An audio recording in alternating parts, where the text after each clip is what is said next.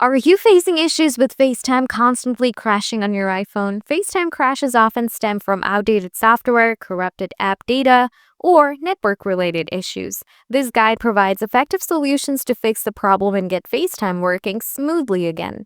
Let's get started. Solution 1. Offload and reinstall FaceTime. Open Settings on your iPhone, scroll down and tap General.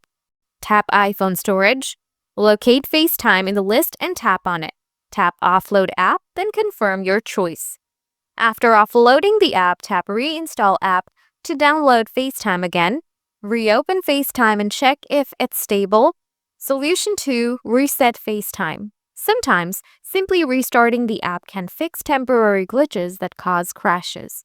Swipe up from the bottom of the screen to open the app switcher. Locate the FaceTime app and swipe up on it to close. Now open Settings.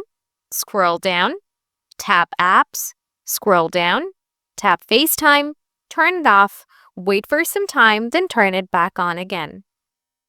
Reopen FaceTime and check if the crashing issue is resolved. Solution 3. Low storage space on your iPhone can sometimes cause apps like FaceTime to crash. Open Settings on your iPhone, scroll down, and tap General. Tap iPhone Storage to see a breakdown of your storage usage.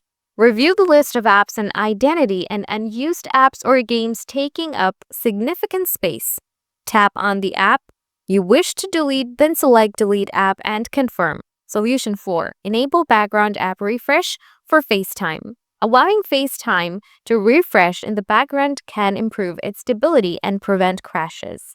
Open Settings on your iPhone, scroll down, and tap General, scroll down, tap Background App Refresh. Ensure that Background App Refresh is enabled for Wi-Fi and cellular data.